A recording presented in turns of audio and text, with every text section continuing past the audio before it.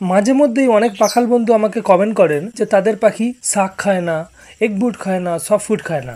যদি পাখি egg food, soft food এবং শাক অর্থাৎ ভেজিটেবল না খায় তাহলে পাখিদের শরীরের প্রয়োজনীয় পুষ্টি কিন্তু পূরণ হয় না।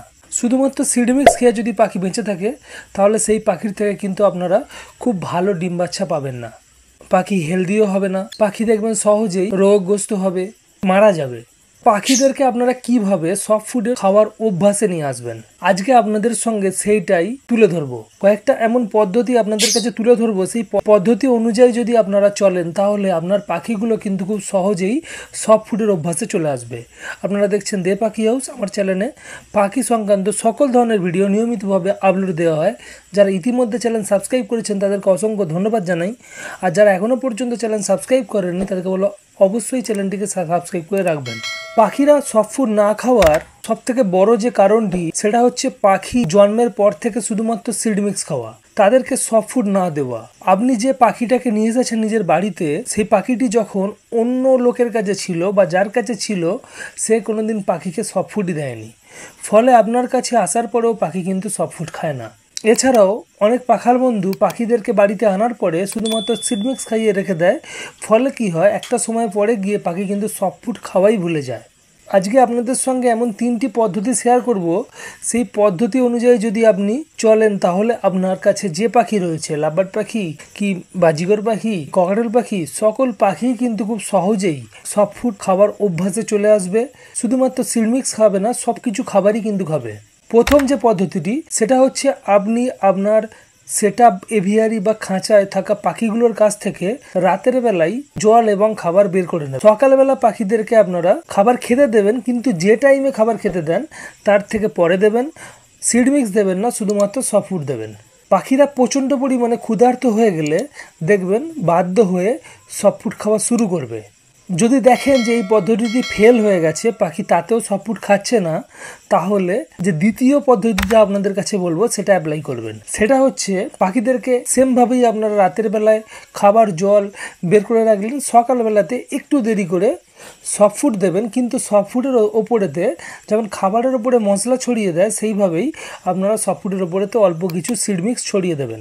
তাহলে কি হবে দেখবেন আপনার পাখিগুলো সিড মিক্স দেখে খাবার খেতে আসবে, সিড মিক্স খেতে খেতে সফট ফুডও তুলে তারা খাবে। এইভাবেই কিন্তু তারা সফট ফুড খাবার অভ্যাসে চলে আসবে। যদি এই দ্বিতীয় পদ্ধতিটাও ফেল হয়ে যায় তাহলে আপনি কি করবেন, শেষ যে পদ্ধতি 3 নম্বর যে পদ্ধতিটির কথা আপনাদের কাছে শেয়ার করব, এই পদ্ধতি অনুযায়ী যদি আপনি চলেন তাহলে 100% ধরে রাখতে পারেন আপনার পাখি সহজেই সফট ফুড খাবার অভ্যাসে চলে আসবে।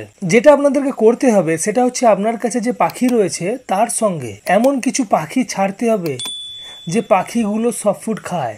এমন কোনো বিড়ালের কাছ থেকে আপনাদেরকে একজোড়া হলেও পাখি নিয়ে আসতে হবে যে পাখিগুলো সব কিছু খাবার খায়, এবং সেই অনুযায়ী পাখিদেরকে আপনাদেরকে খাবার দিতে হবে, সফট ফুড দিতে হবে। দেখবেন যে নতুন পাখি জোড়াটি আপনি নিয়ে আসবেন, যে পাখিগুলো সব কিছু খাবার খায়, সে পাখিগুলো যখন সফট ফুড খেতে যাবে, আপনার কাছে থাকা যে সমস্ত পাখিগুলো সফট ফুড খায় না, শুধুমাত্র সিড মিক্স খায়, তার দেখা দেখি কিন্তু কপি করে তারাও কিন্তু সফট ফুড খাবার অভ্যাসে চলে আসবে। কারণ লাভবার্ড পাখি বা জিগর পাখি বা ককাটেল পাখি একে অপরকে দেখে কিন্তু ভালো কপি করতে পারে। তো অবশ্যই আপনারা এই পদ্ধতিটাকে ফলো করবেন বা এই জিনিসটা করে দেখবেন। আশা রাখা যায় এই পদ্ধতি অনুযায়ী চললে কিন্তু আপনারা খুব সহজেই আপনার পাখিদেরকে সফট ফুড খাওয়ার অভ্যাসে নিয়ে আসতে পারবেন। যদি আপনাদের কাছে বড় কলোনি থাকে বা ফ্লাইং কেজ থাকে, তার ভিতরেতে নতুন যে জোড়া পাখিটিকে আনবেন, যে পাখিগুলো সফট ফুড খাওয়ার অভ্যাসে অভ্যস্ত, সেই পাখিগুলোকে আপনার পাখির সঙ্গে ছেড়ে দেবেন। আর যদি আপনার কাছে ফ্লাইং কেজ না থাকে তাহলে আপনাদেরকে একটু কষ্ট করতে হবে। কি করতে হবে, আপনারা যেটা করবেন, আপনার কাছে যে এক জোড়া পাখি আছে তার সঙ্গে আরেক জোড়া পাখি যেটা বাইরে থেকে নিতেছেন, যারা সফট ফুড খেতে অভ্যস্ত, সেই পাখিগুলোকে কিছুদিন তার সঙ্গে রেখে দেবেন, আপনার পাখির সঙ্গে রেখে দেবেন। দেখবেন আস্তে আস্তে সব পাখিগুলোই কিন্তু সফট ফুড খাবার অভ্যাসে চলে আসবে। আবার যদি অন্য খাঁচা থাকে সেই খাঁচাতে আবার ওই পাখিগুলোকে ছেড়ে দেবেন। এইভাবে আস্তে আস্তে আপনার সব খাঁচায় থাকা পাখিগুলোকে আপনারা সফট ফুড খাওয়ার অভ্যাসে নিয়ে আসতে পারবেন। এইখানে দুটো জিনিস আপনাদেরকে খুব সতর্কভাবে করতে হবে। এক হচ্ছে যেটা, পাখিদেরকে আপনারা যে পাত্রে সিড মিক্স প্রোভাইড করেন সেই পাত্রেতেই কিন্তু আপনারা সফট ফুড দেবেন। তবেই পাখিরা কিন্তু বুঝতে পারবে যে পাখিদেরকে খাবারের জন্য কিছু জিনিস আপনারা দিচ্ছেন। তবেই কিন্তু পাখিগুলো কিন্তু খেতে আসবে। আপনারা কিন্তু খাবারের পাত্র চেঞ্জ করবেন না। যদি চেঞ্জ করেন তাহলে 100% আপনার পাখিগুলো কিন্তু নতুন অভ্যাসে অর্থাৎ সফট ফুড খাওয়ার অভ্যাসে আসবে না। এরপরে যে জিনিসটা হচ্ছে, আপনার কাছে আপনার খাঁচায় বা সেটআপে বা এভিয়ারিতে বা আপনার পাখির বাচ্চা যদি থাকে, তাহলে কিন্তু এই সমস্ত পদ্ধতিগুলোকে অ্যাপ্লাই করবেন না। বিশেষ করে কোন পদ্ধতিগুলো, যে প্রথমে যে দুটো পদ্ধতি বলেছি ওই পদ্ধতিগুলো আপনারা অ্যাপ্লাই করবেন না। যে রাতের বেলা খাবার বা জল বের করে নিলেন বা সকালবেলা একটু দেরি করে পাখিদেরকে শুধুমাত্র সফট ফুড দিলেন, সিড মিক্স দিলেন না, তাহলে কিন্তু আপনার খাঁচায় যদি বাচ্চা পাখি থাকে তাহলে কিন্তু সমস্যা হতে পারে। কারণ অনেক সময় কি হয়, পাখিরা নতুন খাবার খায় না। সিড মিক্স যেহেতু পাখিরা আপনাদের খায়, সেই জায়গায় যদি সিড মিক্স না দিয়ে শুধুমাত্র সফট ফুড দিয়ে রাখেন, তাহলে কিন্তু আপনাদের বাচ্চাদের সমস্যা হবে। তো বাচ্চা থাকা অবস্থায় কিন্তু এই টেকনিকগুলো অ্যাপ্লাই করবেন না। আপনারা এই সময় যে রেস্ট টাইম চলছে, বেশিরভাগ পাখালের খাঁচায় বক্স বা হাঁড়ি লাগানো নেই। তো এই সময় কিন্তু আপনারা এই জিনিসটাকে ট্রাই করতে পারেন।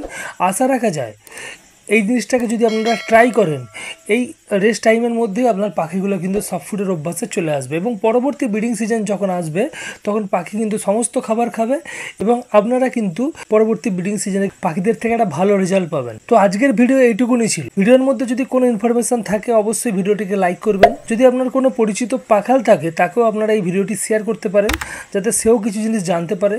চ্যানেলে নতুন হলে অবশ্যই চ্যানেলটিকে সাবস্ক্রাইব করে নেবেন।